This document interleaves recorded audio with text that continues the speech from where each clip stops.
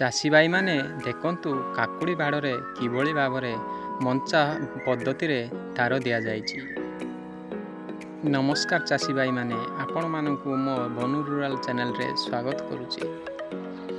ଆଜି ଆମେ ଜାଣିବା ମଞ୍ଚା ପଦ୍ଧତିରେ କିଭଳି ଭାବରେ କାକୁଡ଼ି ବାଡ଼ରେ କୁଣ୍ଟି ଓ ତାର ଦିଆଯାଏ।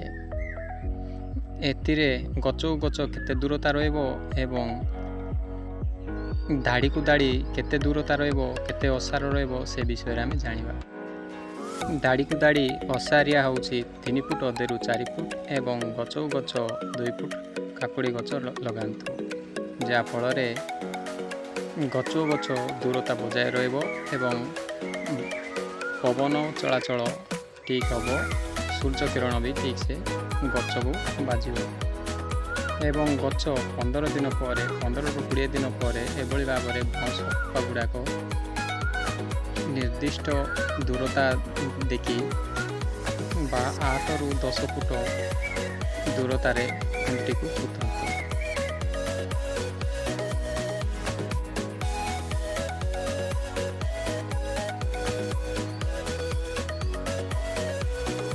ଆପଣମାନେ ଦେଖୁଛନ୍ତି ବର୍ତ୍ତମାନ ମଞ୍ଚା ପଦ୍ଧତିରେ କିଭଳି ଭାବରେ ଘାତ କରାଯାଇଛି ଏବଂ ସେଥିରେ କୁଣ୍ଟି ଦିଆଯାଉଛି।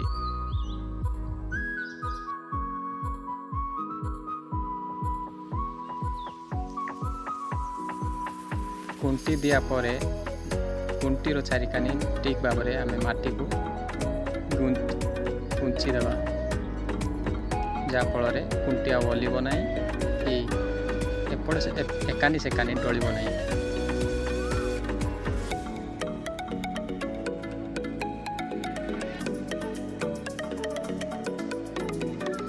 ଦେଖନ୍ତୁ କେତେ ସୁନ୍ଦର ଭାବରେ ଚାରିକାନି ମାଟିକୁ କୁଞ୍ଚା ଯାଉଛି।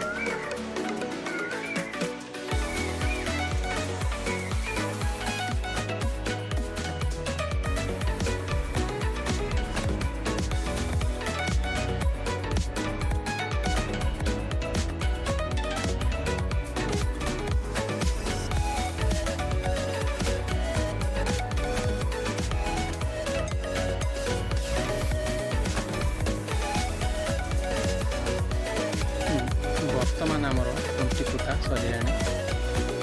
ଏହାପରେ ଆମେ ପ୍ଲାଷ୍ଟିକ ଦଉଡ଼ିରେ ତାର ଟାଣିବା ପ୍ରଥମ ଏବଂ ଦ୍ୱିତୀୟ ଷ୍ଟେଜରେ। ତା ଉପର ଧାଡ଼ିରେ ଆମେ ଟାଣ ଦଉଡ଼ିକୁ ଭିଡ଼ିବା।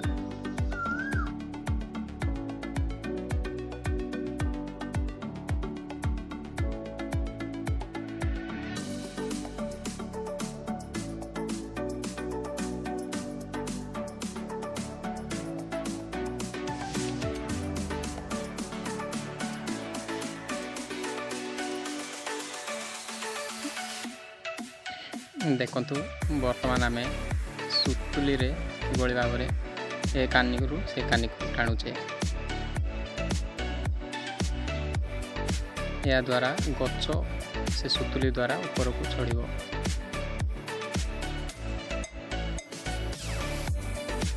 ବର୍ତ୍ତମାନ ଆମର ପ୍ଲାଷ୍ଟିକ ଦଉଡ଼ି ଟଣା ଏବଂ ସୁତୁଲି ବନ୍ଧା ସରିସାରିଛି, କିନ୍ତୁ ଦେଖାଯାଉ ନାହିଁ ସୁତୁଲି ଗୁଡ଼ାକ ବହୁତ ସରୁ ହେଇଥିବାରୁ। ବର୍ତ୍ତମାନ ଆମର 30ରୁ 35 ଦିନ କାକୁଡ଼ି ଗଛ ହେଇଯାଇଛି, ସେଥିପାଇଁ ଆମେ ପ୍ରନିଂ କରୁଛେ, ମାନେ ତା ଅଗକୁ ପ୍ରଥମ ଥର ପାଇଁ ଛିଣ୍ଡା ଯାଉଛି, ଯାହାଫଳରେ ତଳରୁ ଆଉ ନୂଆ ଶାଖା ଗୁଡ଼ାକ ଆସି ଫୁଲ ଓ ଫଳ ଅଧିକ ମାତ୍ରାରେ ଆସିବ। ସେଥିପାଇଁ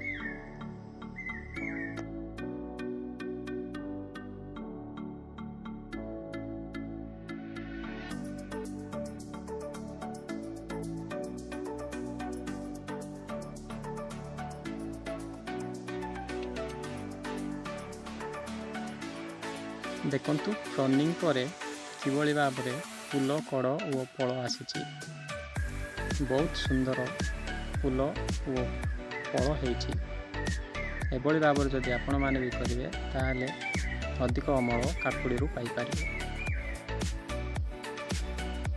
ଏହା ହେଉଛି 40ରୁ 50 ଦିନ ମଧ୍ୟର କାକୁଡ଼ି ଗଛ। ଏଥିରେ ବହୁତ ଭଲ ପ୍ରଡକ୍ସନ୍ ବାହାରୁଛି। ଚାଷୀ ଭାଇମାନେ ଆପଣଙ୍କୁ ଭିଡ଼ିଓଟା କେମିତି ଲାଗିଲା କମେଣ୍ଟରେ ଲେଖି ଜଣାନ୍ତୁ ଏବଂ ଆଗକୁ କେଉଁ ଚାଷ ବିଷୟରେ ଜାଣିବାକୁ ଚାହୁଁଛନ୍ତି କମେଣ୍ଟରେ ଲେଖି ଜଣାଇଲେ ମୁଁ ଆପଣମାନଙ୍କ ପାଇଁ ସେଇ ଭିଡ଼ିଓ ବନେଇଦେବି ଏବଂ ଭିଡ଼ିଓଟିକୁ କେମିତି ଲାଗିଲା କମେଣ୍ଟରେ ଲେଖି ଜଣାଇବେ ଆଉ ଲାଇକ୍ ସେୟାର ଆଉ ସବସ୍କ୍ରାଇବ୍ କରିଦେବେ। ଆଉ କାକୁଡ଼ି ବାଡ଼ରେ କେଉଁ ସାର ଦେଲେ ଅଧିକ ଫୁଲ ଫଳ ଆସିବ ସେ ବିଷୟରେ ଆଗରୁ ଅନ୍ୟ ଏକ ଭିଡ଼ିଓରେ ମୁଁ ଜଣାଇ ସାରିଛି। ସେ ଭିଡ଼ିଓକୁ ଯାଇ ଥରେ ଦେଖିଦିଅନ୍ତୁ। ଧନ୍ୟବାଦ।